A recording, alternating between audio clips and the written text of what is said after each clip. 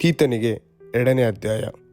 ವೃದ್ಧರು, ಪ್ರಾಯಸ್ಥರು, ಸ್ತ್ರೀ ಪುರುಷರು ಎಲ್ಲರೂ ಸುನಡತೆಯುಳ್ಳವರಾಗಿರಬೇಕೆಂಬುದೇ ಕ್ರೈಸ್ತ ಸಧರ್ಮದ ಬೋಧನೆ. ನೀನಾದರೂ ಸ್ವಸ್ಥ ಬೋಧನೆಗೆ ಅನುಗುಣವಾಗಿ ಉಪದೇಶ ಮಾಡು.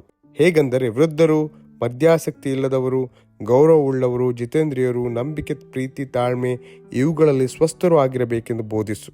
ಹಾಗೆಯೇ ವೃದ್ಧ ಸ್ತ್ರೀಯರು ಚಾಡಿ ಹೇಳುವವರು, ಮದ್ಯಕ್ಕೆ ಗುಲಾಮರು ಆಗಿರದೆ ದೈವ ಭಕ್ತಿಯರಿಗೆ ಯೋಗ್ಯವಾದ ನಡತೆಯುಳ್ಳವರು, ಸದ್ಬೋಧನೆಗೆ ಹೇಳುವವರು ಆಗಿರಬೇಕೆಂದು ಬೋಧಿಸು.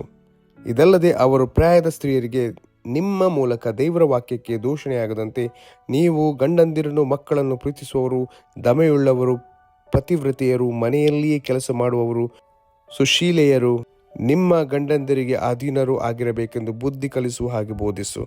ಹಾಗೆ ಎಲ್ಲ ವಿಷಯಗಳಲ್ಲಿಯೂ ಜಿತೇಂದ್ರಿಯರಾಗಿರಬೇಕೆಂದು ನೀನು ಯೌವನಸ್ಥರನ್ನು ಎಚ್ಚರಿಸು. ಸತ್ಕಾರ್ಯ ಮಾಡುವವರಲ್ಲಿ ನೀನೇ ಮಾದರಿಯಾಗಿರು. ನೀನು ಮಾಡುವ ಉಪದೇಶದಲ್ಲಿ ಯಥಾರ್ಥತ್ವವು, ಗೌರವವು, ಆಕ್ಷೇಪಣೆಗೆ ಆಸ್ಪದವಿಲ್ಲದಂಥ ಸ್ವಸ್ಥ ಬುದ್ಧಿಯೂ ಇರಬೇಕು. ಆಗ ನಮ್ಮನ್ನು ಎದುರಿಸುವವರು ನಮ್ಮ ವಿಷಯದಲ್ಲಿ ಕೆಟ್ಟದ್ದೇನು ಹೇಳುವುದಕ್ಕೆ ಅವಕಾಶವಿಲ್ಲದೆ ನಾಚಿಕೊಳ್ಳುವರು. ದಾಸರು ಎಲ್ಲದರಲ್ಲಿ ತಮ್ಮ ಯಜಮಾನರಿಗೆ ಅಧೀನರಾಗಿದ್ದು ಅವರನ್ನು ಮೆಚ್ಚಿಸುವುದಕ್ಕೆ ಪ್ರಯಾಸ ಪಡುತ್ತಾ ಎದುರು ಮಾತನಾಡದೆ, ಯಾವುದನ್ನು ಕದ್ದಿಟ್ಟುಕೊಳ್ಳದೆ ಪೂರಾ ನಂಬಿಗಸ್ತರೆಂದು ಹೆಸರು ಹೊಂದಿ ನಮ್ಮ ರಕ್ಷಕನಾದ ದೇವರ ಉಪದೇಶಕ್ಕೆ ಎಲ್ಲ ವಿಷಯಗಳಲ್ಲಿ ಅಲಂಕಾರವಾಗಿರಬೇಕೆಂದು ಬೋಧಿಸು. ಯಾಕಂದರೆ ಎಲ್ಲ ಮನುಷ್ಯರಿಗೆ ರಕ್ಷಣೆಯನ್ನುಂಟು ಮಾಡುವ ದೈವರ ಕೃಪೆಯ ಪ್ರತ್ಯಕ್ಷವಾಯಿತು.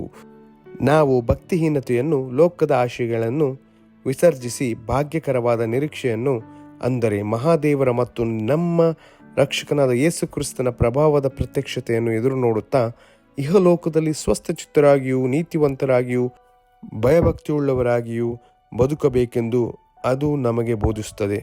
ಆತನು ನಮ್ಮನ್ನು ಸಕಲ ಅಧರ್ಮದಿಂದ ವಿಮೋಚಿಸುವುದಕ್ಕೂ ಸತ್ಕ್ರಿಯೆಗಳಲ್ಲಿ ಆಸಕ್ತರಾದ ಸ್ವಕೀಯ ಜನರನ್ನು ತನಗಾಗಿ ಪರಿಶುದ್ಧ ಮಾಡುವುದಕ್ಕೂ ನಮಗೋಸ್ಕರ ತನ್ನನ್ನು ಒಪ್ಪಿಸಿಕೊಟ್ಟನು.